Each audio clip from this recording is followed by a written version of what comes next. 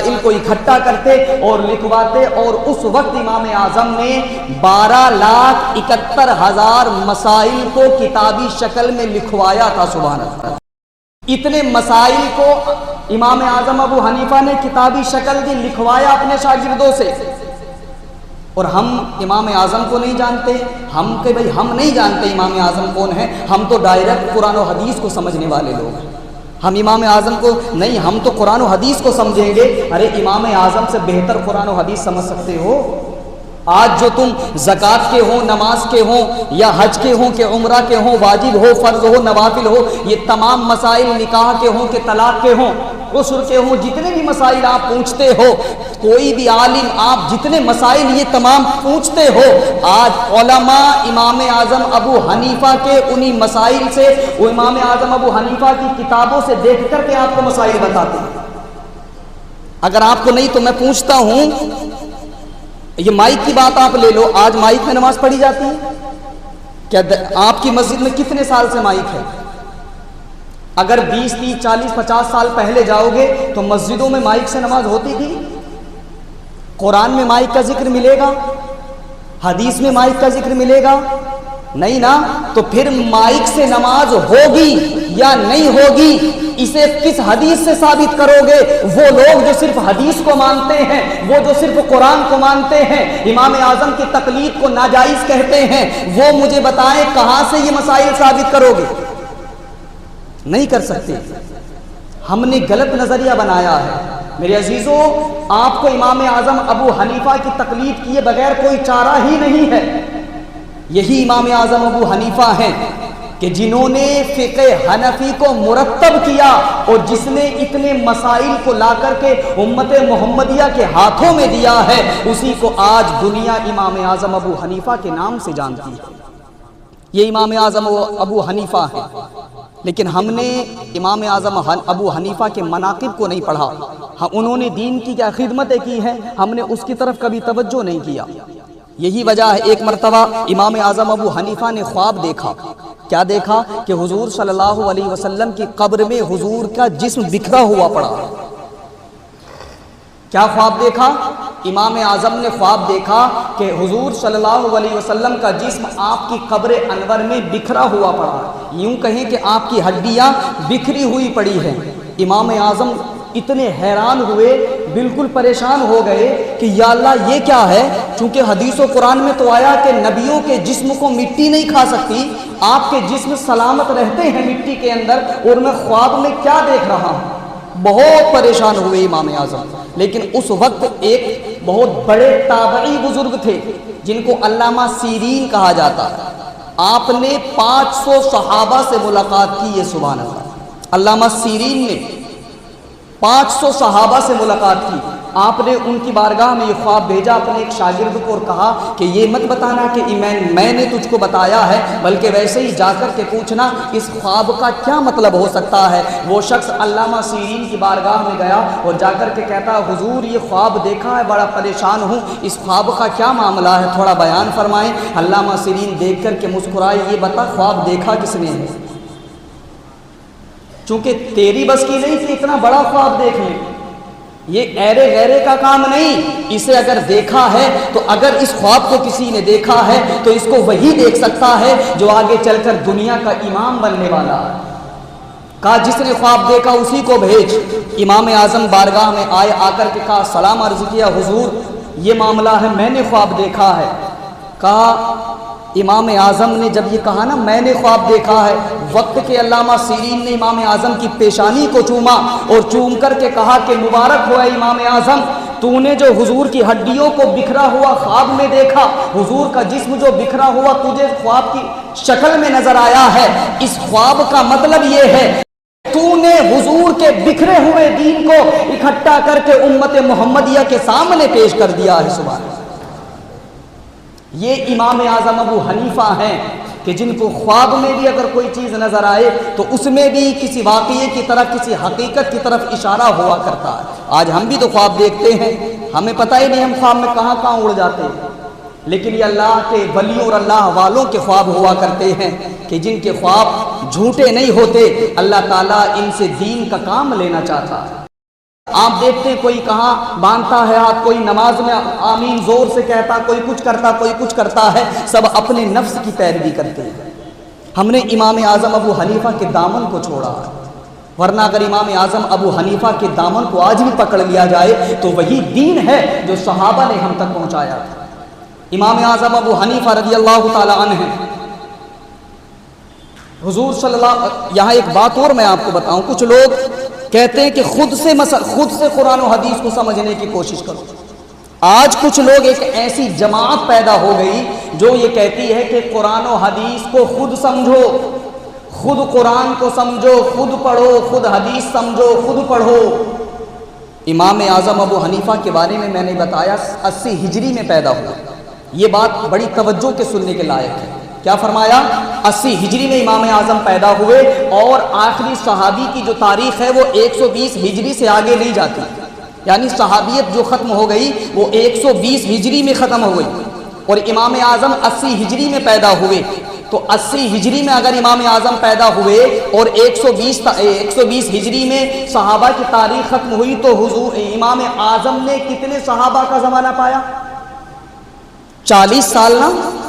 80 ہجری میں پیدا ہوئے، 120 ہجری میں صحابیت ختم ہوئی، یعنی 120 ہجری تک صحابہ موجود ہیں، تو امام اعظم نے 40 سال، اور ایک روایت کے مطابق ہے کہ امام اعظم 60 ہجری میں پیدا ہوئے، 80 ہی مان لو تو 40 سال امام اعظم نے صحابہ کی صحبت پائی کہ نہیں پائی؟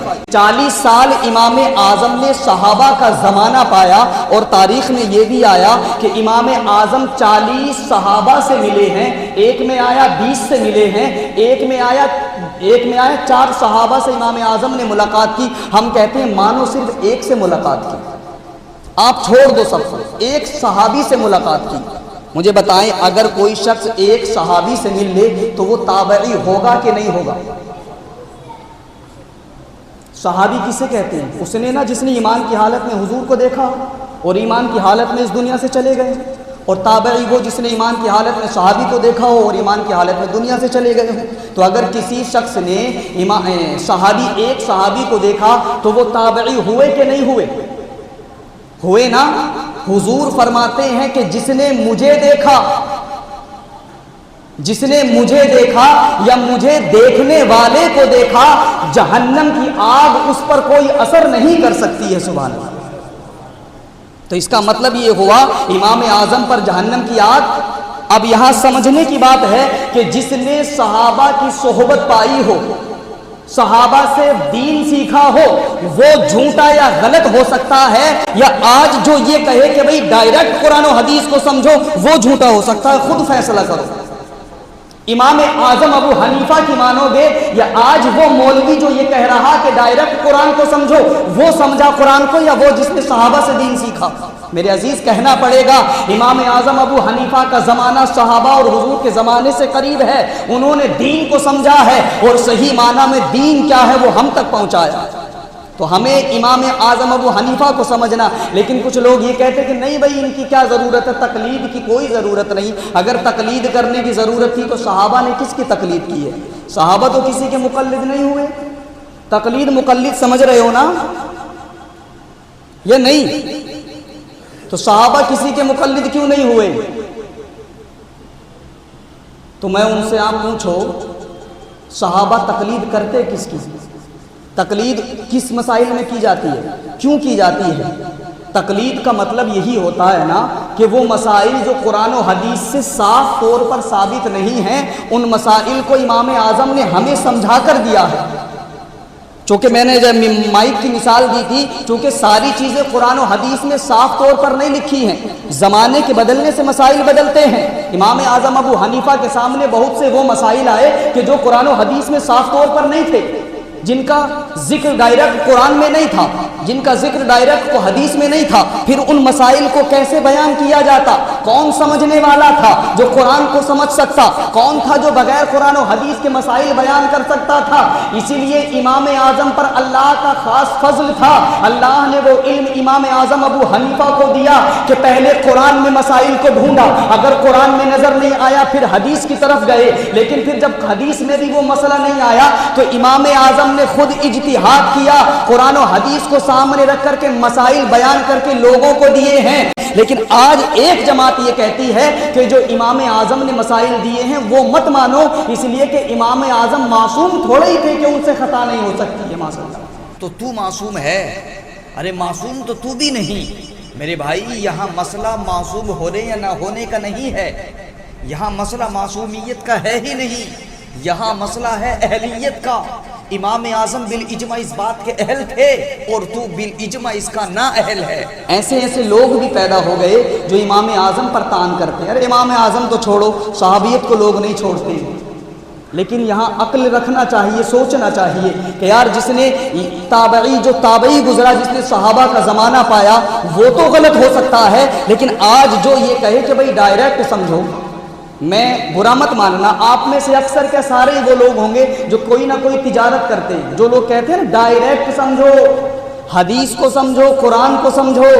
آپ میں کوئی سونار کا کام کرتا ہے، کوئی گاڑی چلاتا ہے، کوئی کپڑے کا کام کرتا ہے، کوئی تجارت کرتا ہے۔ اب میں آپ سے کہوں کہ مجھے شراب حرام ہے، قرآن سے بتاؤ، آپ بتا سکو گے؟ تو عام آدمی قرآن و حدیث کو نہیں سمجھ سکتا۔ یہ کہنا کہ بھئی قرآن کو سمجھو، حدیث کو سمجھو، یہ ہر انسان کا کام نہیں ہے، اس کو کوئی ہر انسان نہیں سمجھ سکتا۔ ہم بھی وہ مسائل آپ کو بتاتے ہیں جو امام اعظم کی کتابوں میں لکھے ہوئے ہیں۔ ہم اپنی طرف سے کیا، ہماری کیا حیثیت؟ ہم تو صرف ناقل ہیں، ان کے اقوال کو نقل کر کے آپ تک پہنچا دیتے ہیں۔ وہ تھے مجتہد فی القرآن، وہ تھے مجتہد فی الشرع، جنہوں نے قرآن و حدیث کو سمجھا اور سمجھ کر کے امت تک اسلام کو پہنچایا۔ وہ امام اعظم ابو حنیفہ ہیں جن کے ہم مقلد ہیں، لیکن نہ امام اعظم نے کہا ہاتھ ناپ کے نیچے باندھو، ایک حدیث میں ہے نہ اوپر بھی باندھ سکتے ہیں نا۔ امام اعظم کوئی معصوم تھوڑے ہی تھے جو ان کی بات ہم مانیں۔ ہم نے خود ڈائریکٹ حدیث کو سمجھا ہے، ہم اوپر باندھیں گے، ہم جماعت میں آمین زور سے کہیں گے، اس لیے کہ ایک حدیث میں ہے ظہر سے کہنے کی۔ ایک چیز میں اور آپ کو بتاؤں اگر آپ کی سمجھ میں آ جائے اللہ کرے، ایک ہوتا ہے ناسخ، ایک ہوتا ہے منسوخ۔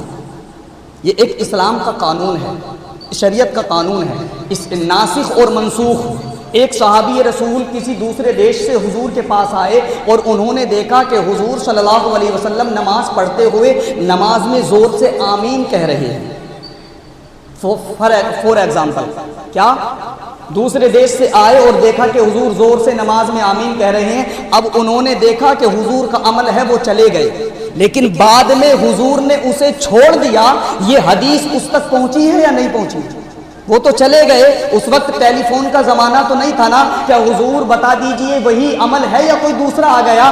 اسلام کو آپ جانتے ہیں، پہلے صحابہ نماز میں بات چیت کیا کرتے تھے، آیت کریمہ نازل ہوئی، نماز میں بات نہیں کر سکتے ہیں، صحابہ نے بات کرنا چھوڑ دیا۔ پھر شراب نماز میں پیتے تھے، آیت کریمہ ہوئی نشے کی حالت میں نماز کے قریب مت جاؤ، صحابہ نے نشہ چھوڑ دیا۔ تو پہلے قوانین کچھ اور تھے، بعد میں کچھ اور ہو گئے۔ یہ حدیثیں جو تمام رفع یدین کی ہو یا آمین بالجہر کی ہو موجود ہیں، لیکن میرے عزیزوں یاد رکھو حضور کی زندگی کا آخری عمل قابل قبول ہوگا وہ عمل نہیں جو حضور نے پہلے کیا، اس لیے کہ تمام قوانین بدلتے گئے، آخر میں حضور نے جس پر عمل کیا وہی امت کے لیے سنت مصطفیٰ بنی ہے۔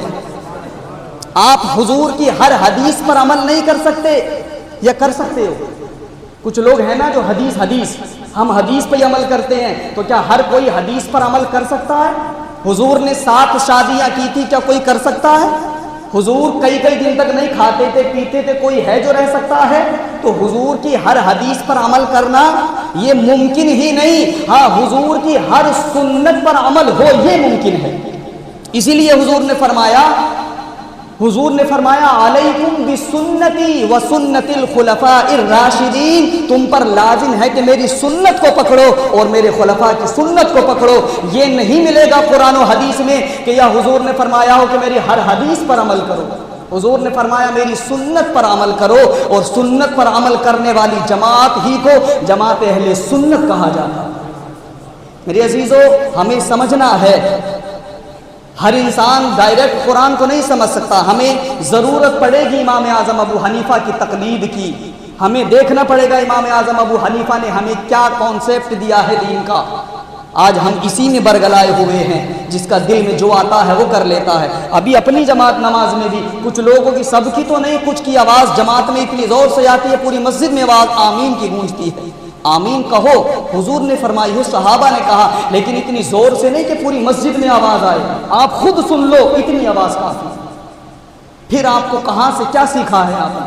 حدیثیں ہیں موجود، ہم کم منع کرتے ہیں، لیکن آپ یہ دیکھو نا، کیا کم آواز پر آواز بھی صوت جو آپ بلند کرتے ہو، یہ دوسرے جو آپ کے فروعی مسائل ہیں ان کے بارے میں دوسری حدیثیں ہیں کہ نہیں ہیں؟ حضور کی آخر میں، حضور کی آخری زندگی جو ہے، حضور نے کیا فرمایا ہے وہ دیکھو۔ مگر ہمیں جس نے جیسا بتا دیا ہم اس کی باتوں پر آ گئے، لیکن ہم یہ بھول گئے کہ وہ جس نے حضور کے صحابہ کا زمانہ پایا، وہ جس نے قرآن و حدیث کو سمجھا، اجتہاد کر کے مسائل دیے، ان کے فرامین کیا ہیں ان مسائل میں؟ ہم نے اپنی رائے چلائی ہے دین میں، اس لیے آج بکھر گئے، ورنہ وہی امام اعظم ابو حنیفہ جن کی میں نے چند باتیں آپ سے کی، انہی کے مذہب پر اگر ہم آ جائیں تو میرے عزیزو آج بھی ہم وہی ہیں جو صحابہ کا طریقہ تھا، آج بھی ہم وہی ہیں جو تابعی کا طریقہ تھا۔ آج ہمیں اپنی سوچ کو بدلنے کی ضرورت ہے میرے عزیزو۔ یہ امام اعظم ابو حنیفہ کی زندگی کا مختصر سے حالات میں نے آپ کے سامنے رکھے۔ یوں تو بہت سی اور ان کی مناقب ہیں، لیکن بیان کے لیے وقت چاہیے، لیکن تھوڑے سے وقت میں نے چند باتیں آپ کے امام اعظم ابو حنیفہ کی رکھی ہیں۔ اگر آپ دلچسپی رکھتے ہیں تو پڑھیں نا امام اعظم ابو حنیفہ کی کتابوں کو، کیوں نہیں پڑھتے ہو؟ پڑھو گے تو تب نا، جب کچھ مسائل سیکھے ہوں۔ معذرت کے ساتھ عرض کرتا ہوں، قرآن و حدیث کو تو بعد میں سمجھو گے، پہلے تمہیں استنجا کا طریقہ چند حضرات کو نہیں آتا۔ میں معذرت کے ساتھ، برا مت ماننا میرے بھائی، میں نہیں بتاؤں گا، ہم نہیں بتائیں تو کون بتائے گا؟ نماز کے لیے آتے ہیں کچھ لوگ، کھڑے ہو کر کے استنجا کرتے ہیں، وہ قرآن و حدیث کو سمجھیں گے؟ وہ نوجوان جن کو کھڑے ہو کر، جنہیں یہ نہیں پتا پیشاب کیا کیسے کیا جاتا ہے، وہ نہیں جانتے، کھڑے ہو کر پیشاب تم کرتے ہو۔ حضور نے فرمایا، قبر میں دیکھا عذاب تھا، ایک قبر پر حضور جا رہے ہیں، ایک قبر پر عذاب ہو رہا، صحابہ نے، حضور نے فرمایا کہ یہ شخص پر قبر میں عذاب ہو رہا ہے۔ صحابہ نے پوچھا حضور کیوں؟ فرمایا یہ شخص دنیا میں پیشاب کی چھینٹوں سے نہیں بچتا تھا، ہم نے ہلکے میں لیا ہے، ہم نے ہلکے میں لیا ہے، ہم نے سمجھا ہی نہیں۔ کھڑے ہو کر پیشاب کرنے والوں، کہیں ایسا نہ ہو تمہیں یہ پیشاب کرنا قبر میں جہنم میں لے جائے۔